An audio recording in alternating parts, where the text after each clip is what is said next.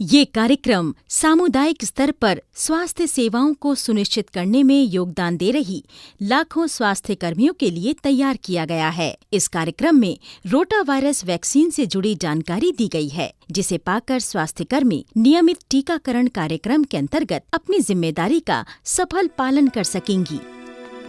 Rota virus एक अत्यधिक संक्रामक वायरस है जो दूषित खाने, दूषित पानी और गंदे हाथों से बच्चों में फैलता है। इससे बच्चे में दस्त की बीमारी हो जाती है और ये बच्चे में दस्त का सबसे बड़ा कारण होता है, जिसके कारण बच्चे को अस्पताल में भर्ती करना पड़ सकता है या उसकी मृत्यु भी हो सकती है। पर रोटा वायरस कई घंटों तक बच्चों के हाथों और अन्य सख्त सतहों पर जीवित रह सकता है। इस वजह से ये आसानी से बच्चों में फैलता है और उल्टी और दस्त उत्पन्न करता है। परंतु रोटा वायरस संक्रमण में लगातार उल्टी और दस्त होते रहते हैं, जिससे बच्चे के शरीर में पानी की कमी हो जाती है। रोटा वायरस से होने वाले दस्त का कोई सटीक इलाज या दवाई उपलब्ध नहीं है। अन्य दस्त की तरह इसमें भी ORS और 14 दिन तक जिंक की गोली देनी चाहिए। दस्त गंभीर होने पर अस्पताल में भर्ती करवाना चाहिए। भारत में जो बच्चे दस्त के कारण अस्पताल में भर्ती होते हैं, उनमें से लगभग 40% बच्चे रोटा वायरस संक्रमण से ग्रसित होते हैं।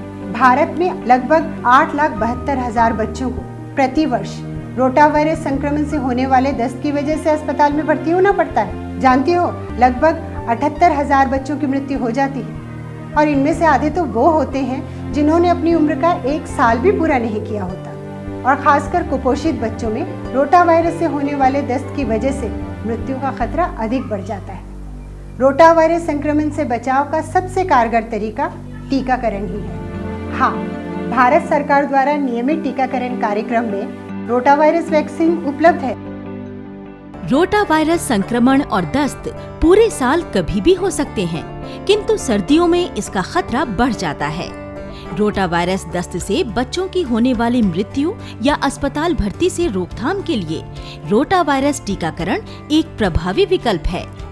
इसीलिए रोटा वायरस वैक्सीन आज भारत सहित दुनिया के 92 देशों के राष्ट्रीय टीकाकरण अभियान में शामिल है। नियमित टीकाकरण कार्यक्रम के अंतर्गत रोटा वायरस वैक्सीन हर बच्चे को 6, 10 और 14 सप्ताह की आयु में देनी है और तीनों ही बार बच्चे को 5 बूंद की खुराक पिलानी है।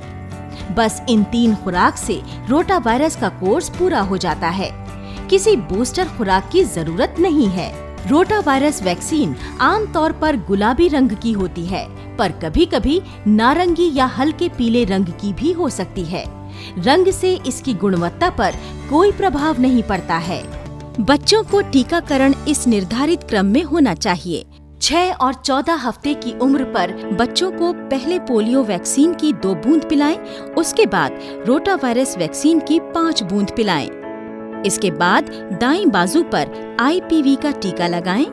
इसके बाद दाईं टांग पर न्यूमोकोकल वैक्सीन का टीका लगाएं और इसके बाद ही बाईं टांग में पेंटावैलेंट टीका लगाएं। जबकि रोटा वायरस वैक्सीन की दूसरी खुराक की नियमित तारीख यानी कि 10 हफ्ते की उम्र पर बच्चे को पहले पोलियो का और उसके बाद रोटा वायरस का वैक्सीन पिलाएं। इसके बाद बाईं टांग में पेंटावैलेंट टीका लगाएं। याद रखें, बच्चों को 9 महीने की उम्र में खसरा और जापानी बुखार के पहले टीके के साथ न्यूमोकोकल वैक्सीन का बूस्टर टीका लगाएं। टीकाकरण कार्यक्रम में पोलियो ड्रॉप के साथ रोटा वायरस वैक्सीन की खुराक भी देनी होगी। इसलिए ये जरूरी है कि स्वास्थ्य कर्मी इन दोनों की अलग अलग पहचान से अवगत हों। रोटा वायरस वैक्सीन के ड्रॉपर का रंग गुलाबी होता है, जबकि पोलियो वैक्सीन का ड्रॉपर पारदर्शी होता है। रोटा वायरस वैक्सीन का स्वाद मीठा है, जबकि पोलियो वैक्सीन या तो फीकी या कड़वी होती है। रोटा वायरस वैक्सीन का VVM यानी वैक्सीन वॉयल मॉनिटर ढक्कन पर अंकित होता है, जबकि पोलियो वैक्सीन का VVM लेबल पर होता है। वर्तमान में रोटा वायरस वैक्सीन 10 खुराक की शीशी में उपलब्ध कराई जा रही है, पर इस्तेमाल से पहले ये विवरण जांच लेना चाहिए।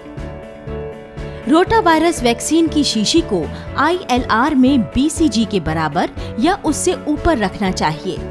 जम जाने से रोटा वायरस वैक्सीन प्रभावित नहीं होती, पर गर्मी से हो सकती है। रोटावायरस वैक्सीन को सत्र स्थल पर ले जाते हुए इन्हें अन्य टीकों के साथ वैक्सीन कैरियर में कंडीशन्ड आइस पैक के साथ रखकर ले जाना चाहिए।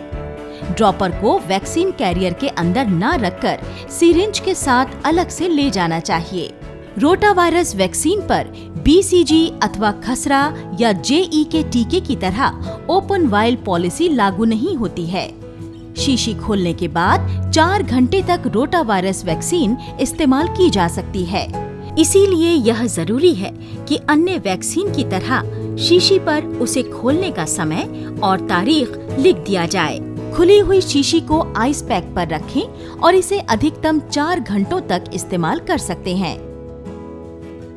यदि बच्चे को हल्का बुखार या खांसी जुकाम वगैरह हो तो उसे रोटावायरस वैक्सीन पिलाई जा सकती है, पर संदेह की हालत में डॉक्टर से सलाह जरूर लें।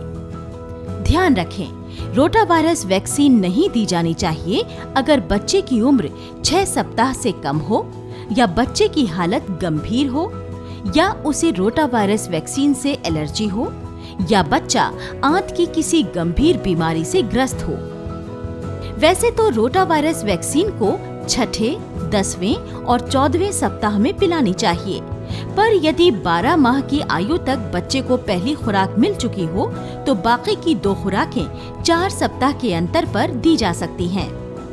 रोटावायरस वैक्सीन केवल उन्हें ही शुरू की जानी चाहिए जिन्हें OPV और पेंटावेलेंट की कोई भी खुराक पहले नहीं दी गई हो और बच्चे की आयु 1 साल से कम हो। यदि टीकाकरण सत्र में रोटावायरस वैक्सीन उपलब्ध न हो तो बच्चे को सत्र में उपलब्ध अन्य निर्धारित टीके दिए जाने चाहिए और रोटावायरस वैक्सीन बच्चे को 4 हफ्ते के बाद अगले सत्र में दिया जाना चाहिए।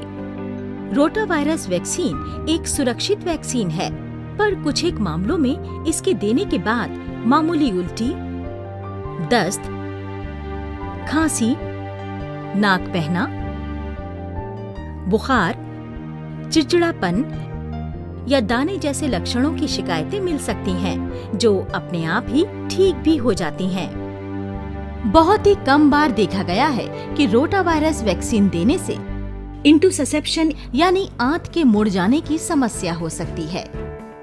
सटीक समझ और पूरी जानकारी हो तो सही तरीके से काम करना आसान हो जाता है।